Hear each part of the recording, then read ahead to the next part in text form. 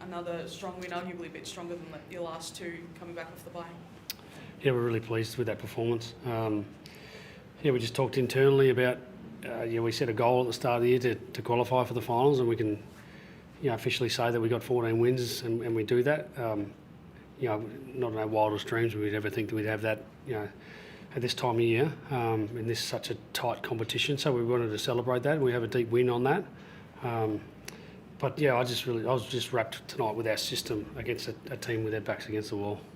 Is there a sense that your ability to light other players over the last few weeks, bring Tom Mitchell back, those sorts of things, and still win in the way that you are, it's a bit of a luxury, but also it does give you selection pressure in the next few weeks? It's a good problem to have if that's real, like the selection pressure. But the guys coming and doing their job, that's credit to our development team. Like we had a guy playing he's been at the club for 3 weeks, young Rowan, and he looks like he's been at the club for months. So there's someone's doing that work. Someone's teaching that young man the patterns of our offence and defence, and Andy Otten and Josh Fraser, fantastic the way they set these guys up. Will Parker comes in, does a job. He just looks like he's been playing with us for weeks, and we're wrapped in our system. Lockie Sullivan's best game for AFL footy he's ever played, and we've got a few guys out, and that challenges you, but it's nice when you got players can come in and do their job. Jamie Elliott's kicked 40 plus goals now for the first time in his career. How well is he going this year? Yeah, he's been fantastic, Jamie, and never been happier in part of the leadership group. And I've repeated myself here, things I've said in the past, but the way we're connecting inside 50, Jamie is giving us a great presence, and then playing part of a system that we've always sort of found a way to score, but we've never really had anyone that kicks 4 or 5 goals regularly, and Jamie's done that this year, which is probably taking us to a new level.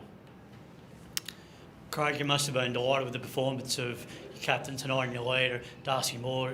Really important to the way that he's marking, but also his closing speed and ability to be able to cover the ground so much. Yeah, so we got Jamie at one end, getting rewarded for our system and ball movement, and then the other end, our defence. Darcy just led from the front. He was outstanding, and just in a big game against an arch rival, to have your captain stand up and just say, hey, look, this is going to be hard to score against tonight, because I'm going to make us be really hard to score against. So we're wrapped in this game. It was fantastic. And that's the build-up of that slow defensive game that you preserve, and then building up to that fast play to give your forwards that opportunity to score and go forward with that. Yeah, it's all that. Game. It's absolutely all that. We'd like to think our offence and defence are hand in glove.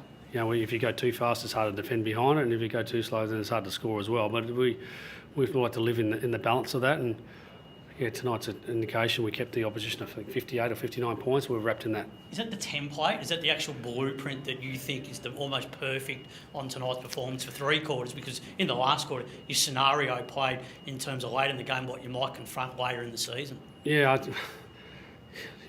Look, we don't aim for perfection. We don't. It's actually a word I wrote on the board before the game.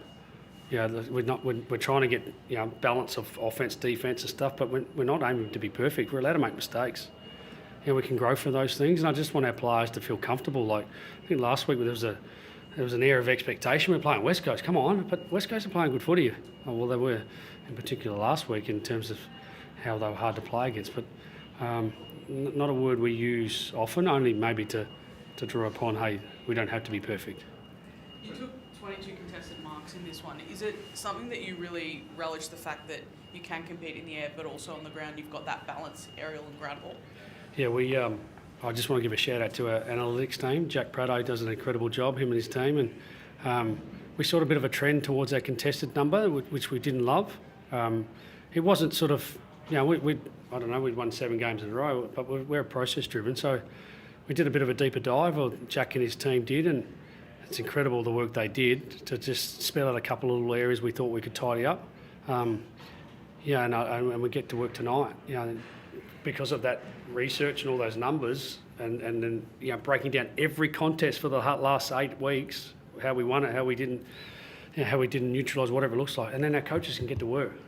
This is an organisation. I've got so many amazing staff, and Jack and the analytics team did an awesome job this week. You feeling for Michael Voss at all? There's a lot of pressure around him at the moment. Yeah, of course I do. you know, for all our excitement, there's a level of, I hope my mate's okay. And yeah, as much as we want to beat our arch rival, that's done now. You know, we just go into love and care and support for a guy that I've got an enormous love and support for. And so I hope he's going okay. And this is a tough industry. We know we sit in this chair, it's a hot seat. And when things don't work out, you know, we know what the job, you know, sometimes puts across your desk. So, but I just hope he's okay.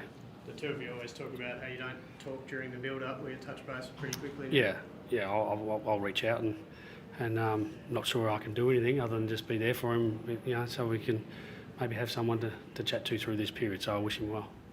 Isaac Quaynor seems to really relish being a leader down back, and 3 contested marks for him tonight as well. How have you seen his influence? Because he kind of flies under the radar alongside Jeremy Howe and Darcy Moore.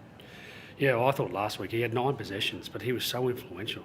Like, he just has big impact, and the ball comes in his area, he marks it all the time. He's back to his 23 form, which was, you know, he was in the All-Australian squad in that year, and you know, the numbers don't tell the story. You know, the impact and the ability to win and neutralise, and yeah, I'm loving Q's form. His leadership's really taken off too. His second year in the leadership group, I'm wrapped with his form. Tom Mitchell's return. What did you make of that tonight, and how important can he be going forward? Yeah, another one that's been hungry. Just, you know, we talk about the youth coming in and doing the job, but it's nice to bring a Brownlow medalist that's been really hungry to get an opportunity. He's been on my desk, sitting on my couch for weeks. You know, what do I need to do? What more do I need to do? And you know, I sort of saw the middle of winter as a great chance to bring Tom back, because the game changes.